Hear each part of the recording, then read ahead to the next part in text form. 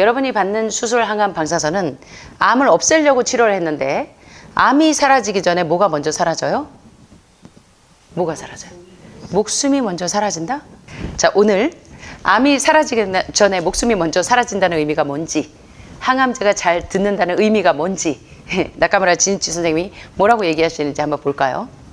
자, 암치료 대중요법의 3대 대중요법, 수술, 항암, 방사선 이렇게 세 가지로 캔서 트리트먼트 옵션에 보면 암 치료 방법의 여러 가지 옵션 중에 대표적인 게 서저리, 수술과 그 다음에 레디에이션, 방사선과 그 다음에 키모테라피, 항암 처치가 주로고 최근에는 이제 호르몬 요법도 적용을 하고 본메로 트랜스플레이션, 그러니까 골수 이식 처치도 있고 그 다음에 타겟, 표적 치료도 있고 그 다음에 면역 치료까지 다양한 이제 암 치료 옵션들이 있는데 대개는 수술, 항암, 방사선 이렇게 세 가지로 구분하는데 이 밖에도 면역 치료, 암 백신요법, 온열요법 등등등등. 그러나 그 어느 것도 절대 암을 뿌리 뽑지는 못한다고 나카무라 진이치 선생님은 의사의 양심을 걸고 말씀드릴 수 있대요. 저도 하루에 5,000개가 있으니까 절대로 뿌리 뽑지 못하는데 70세 이상이 되면요 누구나 다 갑상샘에 암이 있어요. 문제가 되느냐 문제가 되지 않느냐, 임상적으로 문제가 되느냐 안 되느냐. 그래서 죄송한 말씀인데 저도 의학을 공부하고 예방의학 전공자지만 사실 의학이 발달된 게 좋은 점도 있지만 암 검진으로 인해서 오히려 자기 생명을 더 빨리 소멸시키는 분들도 있는 게 너무 안타까워요. 그래서 옛날 어른들은 차라리 모르는 게 약이었어요. 그죠? 자, 암은 완전하고 깨끗하게 없애버릴 수가 없습니다. 암세포는 매일 우리 몸에서 5,000개 이상 새로 생기고 누적되면서 증식해버리기 때문이죠. 그런데 이 3부에서는 항암제가 어떤 역할을 하는지 좀 보실 거예요. 항암제는 맹독성 독극물, 항암제는 뭐라고요? 암을 저항하는, 암을 치료하기 위해서 치료하는 항암제가 우리 몸에 들어오면 암세포 하나라는 독소를 없애기 위해서 1,000개라는 항암제를 집어넣기 때문에 1,000개라는 독극물을 없애느라 여러분들이 더 많은 암 치료보다 더 힘든 게 내 몸에 있는 그 독소를 치료하는 게 더 힘들다는 거예요. 그래서 항암제는 맹독성 독극물이기 때문에 암을 없애는 데 효과적일 수 있으나 자, 여기를 보셔야 돼요. 다만 암이 사라지기 전에, 자, 우리 한번 해보실까요? 다만 암이 사라지기 전에 목숨이 먼저 사라지기 때문에 그리 실용적이지 않을 뿐입니다. 이걸 아셔야 돼요. 제가 30년 동안 여러분들을 케어하면서 여러분이 항암하고 방사선하고 수술해서 회복되시면 저야말로 와우 박수치고 너무너무 좋죠. 근데 왜 의학을 정통적으로 의학을 공부한 사람들이 다 이렇게 이야기하는지 여러분 이제 한 번쯤은 눈을 좀 뜨셔야 되지 않겠습니까? 의사의 양심을 걸고 얘기한대요. 뭐라고요? 항암제는 맹독성 독극물이기 때문에 암을 없애는데 일시적으로 효과를 볼 수 있지만 한 개의 암세포를 없애기 위해서 1,000개의 정상세포를 파괴시켜서 암은 2부에서 보니까 뭐가 중요하다? 면역이 싹둑싹둑 신생혈관을 잘라야 되는데 면역을 더 초토화하시기 때문에 여러분들이 계속 재발전이 돼서 암의 위치와 형태만 바뀔 뿐이지 유방 원발에서 시작해서 오히려 폐로, 림프로, 뼈로 전이가 되면 뭐가 손해예요? 뭐가 이익이, 뭐가 손해인지 이제 계산이 조금 되어지십니까? 그래서 제가 30년 동안 너무 안타까워요. 어쩔 때는 수술이 필요할 수도 있어요. 어쩔 때는 항암이 필요할 수도 있으나 대부분의 경우에는 여러분이 생활습관과 해독만 해줘도 암세포 한 개의 독소만 없애주면 되는 거를 계속 치명적인 맹독성 독극물을 넣어서 5,000개, 10,000개의 맹독성 독극물을 없애느라 평생을 암과 싸우는 것뿐만 아니라 항암제와도 싸워야 돼. 그걸 여러분들이 좀 기억하셨으면 좋겠어요. 다만 암이 사라지기 전에 뭐가 먼저 사라져요? 목숨이 먼저 사라지기 때문에 실용적이지 않을 뿐이라고 이야기하죠. 그럼에도 의료 현장에서 항암제가 잘 듣네요. 어우, 항암제가 효과 있네요. 하시면서 오시면 암이 완전히 줄어들었는 줄 알고 너무들 좋아하세요. 그러면 제가 이 마음에서 눈물이 나요. 야, 이 선생님이 또 얼마나 실망을 하실까.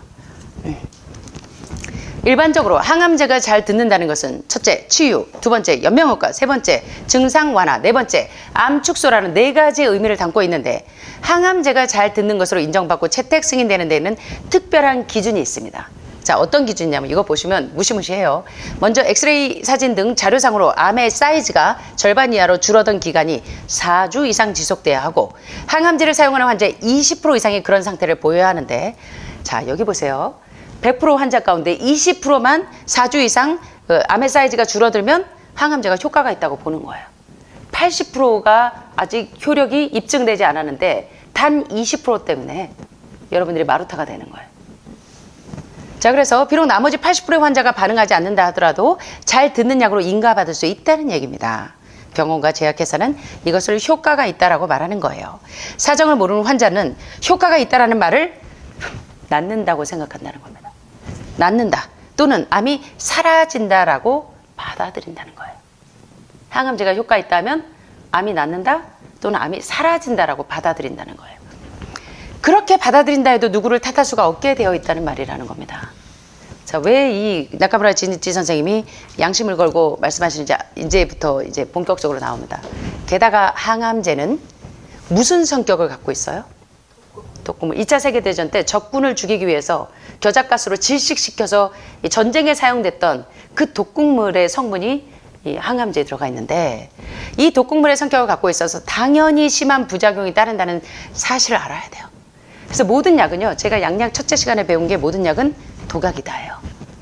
그래서 항암제는 한 개의 암세포를 없애려고, 이 독소를 없애려고 1000개, 10,000개의 정상세포를 파괴시키기 때문에 암이 여기는 죽었는데 옆으로 다 이쪽으로 가 있어요.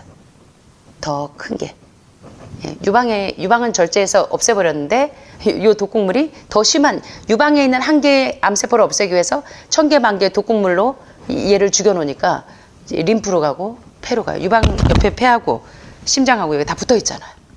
그래서 유방암 환자 보면 다 폐로, 림프로 다 타 있는 분들이 지금 여기 여러분 계시잖아요. 왜 여러분이 폐로, 림프로 전이 됐는지 이제는 좀 눈을 뜨셔야 된다는 거예요.